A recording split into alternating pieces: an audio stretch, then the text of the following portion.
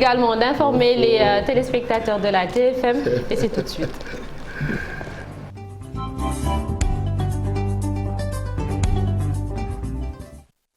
Et on commence, cher Tidiane Diaw, avec cette crise dans le secteur de l'éducation. Le chef de l'État veut une solution rapide. Avec Macky Sall qui met la pression sur le gouvernement pour une finalisation des concertations. En Conseil des ministres, le chef de l'État veut que le processus visant la prise en charge des points d'accord se termine dans les meilleurs délais avec un agenda d'application précis.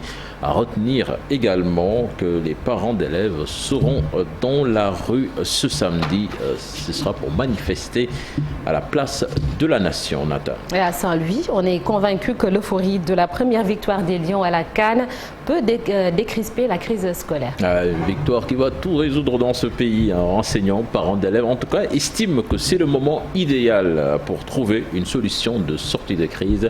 C'est ce que nous allons voir dans cette correspondance signée Ousseynou Diop et Habib Seck. Gambi est parent d'élèves. Cheikh Tidiane Anne, lui, est enseignant et coordonnateur du G20 à Saint-Louis. Ils veulent tous des solutions pour le règlement définitif de la crise scolaire. Selon eux, le moment est vraiment propice, avec la Coupe d'Afrique des Nations remportée par les Lions de la Teranga et l'ambiance de fête qui règne au Sénégal pour trouver des solutions à la crise scolaire. Parce que nous avons vu autour du président de la République ses opposants les plus farouches qui véritablement, à la limite, l'insultaient même. Mais malgré tout, il a tenu à les inviter à communier avec eux. Donc je ne vois pas la raison pour laquelle le président de la République ne prendrait pas la ferme mesure aussi d'appeler les organisations syndicales autour, n'est-ce pas, d'une table. Non, il faudra qu'on le saisisse ce moment-là. Qu'il y aille et c'est le moment de le faire. Et s'il le fait, l'opposition certainement va applaudir des deux mains. Pour Cheikh Tidiane Anne, l'État doit aujourd'hui poser en premier les jalons pour régler le problème des enseignants. Avec eux, profiter de cette occasion pour véritablement, au seul bénéfice des apprenants de nos enfants, pour véritablement régler définitivement cette question-là. Gambi Diagne, lui, veut une solution définitive à la crise qui secoue depuis un certain temps le système éducatif. Mais selon lui, le chef de l'État attend d'abord la nomination d'un nouveau Premier ministre et la mise en place d'un nouveau gouvernement pour entamer les négociations avec les enseignants.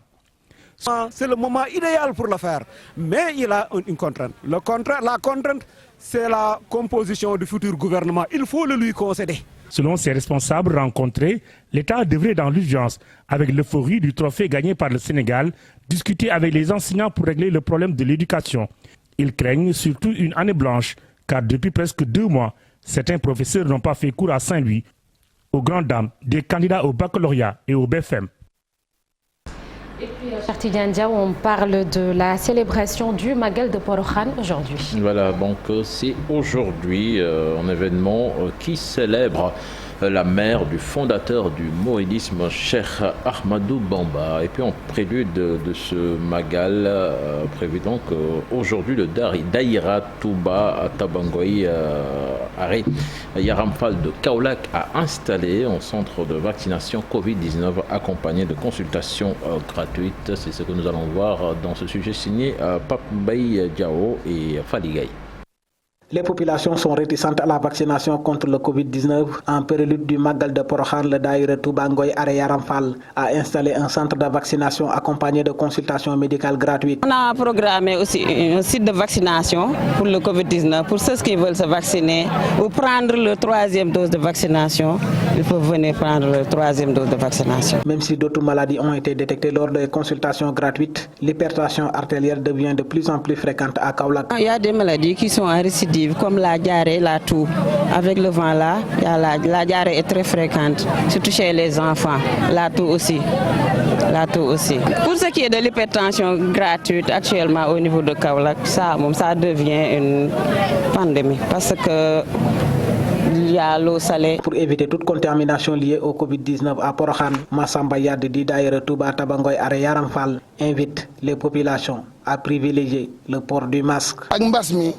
Nous rendons grâce à Dieu et remercions le Khalife Serigne Mountakha. Il est le premier à nous recommander de porter un masque. Nous sommes mobilisés et prêts à distribuer à tout un chacun un masque. Lors des consultations médicales, 108 personnes ont reçu des soins. Le centre de vaccination restera fonctionnel à Touba Tabangoy Are Yaram Fall jusqu'au 10 février, jour du Magal de Porokhane. Et puis une délégation de l'Union européenne à l'Institut Pasteur. C'est une visite qui entre dans le cadre de la réalisation du projet Madiba. On passe programme en collaboration avec l'État du Sénégal et partenaires extérieurs pour la production d'environ 300 millions de doses de vaccins anti-Covid par l'Institut Pasteur de Dakar. La cérémonie de signature de la convention de financement a eu lieu ce mercredi. Je vous propose là-dessus de suivre cet élément signé Aminata Baresso et Pape Sangonebaï. La présidente de la Commission européenne, à côté du ministre de l'économie et de la coopération du Sénégal, pour la signature de l'acte 2 de la convention de financement du projet Madiba. L'Institut Pasteur, principal maître d'œuvre de ce projet, a accueilli les visiteurs du jour. Ça fait partie du financement donc, de la deuxième phase pour la production de vaccins avec l'Institut Pasteur de Dakar, suite à la contribution donc, de la Team Europe pour la première phase. Et nous espérons donc qu'avec ce financement et d'autres financements attendus, que l'Institut Pasteur pourra produire le fill and finish d'ici le mois de juin donc 2022, et en espérant qu'au plus tard fin d'année ou début l'année prochaine, on pourra avoir toute la chaîne de valeur ici au Sénégal pour la production donc, de vaccins anti-Covid.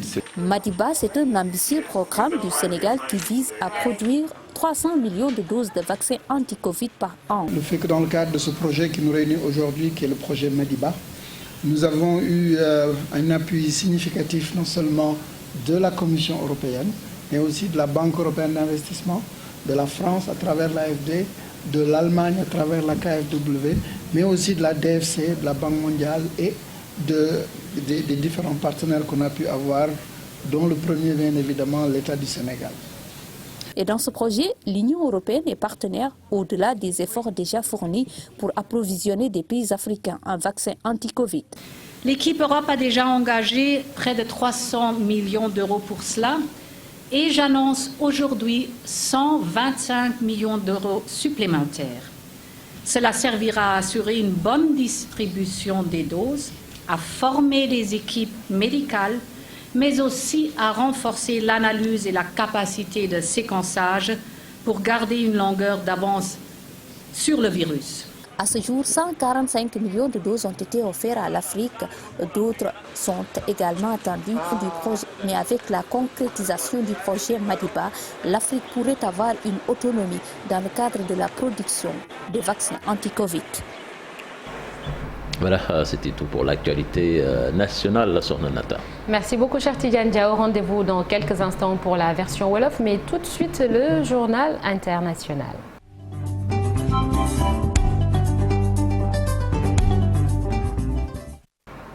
On parle, cher, du Bénin avec cette attaque terroriste. Voilà, 5 gardes forestiers et un soldat ont été tués et 10 personnes blessées dans une embuscade mardi 8 février dans un parc naturel transfrontalier géré par le Bénin, le Burkina Faso. Le bilan donc provisoire, comme je vous l'ai annoncé, fait état de 6 morts et d'autres blessés. On parle de 10 plus exactement à Madagascar. Quelques jours après le passage du cyclone Batsirai, le bilan s'alourdit. D'après ce dernier bilan, donc transmis ce mercredi par le Bureau national de gestion des risques et des catastrophes, 92 personnes sont mortes et on compte 112 000 sinistrés. Parmi les victimes, 71 personnes ont trouvé la mort dans le district d'Ikongo, situé dans le sud de l'île, dans la région du Fianarantsoa.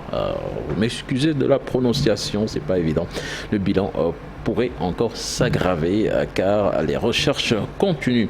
Nous allons au Burkina Faso avec les 15 membres du Conseil de sécurité de l'ONU qui ont approuvé ce mercredi une déclaration commune exprimant leurs préoccupations face à la situation au Burkina, sont condamnés explicitement le coup d'État militaire du 24 janvier.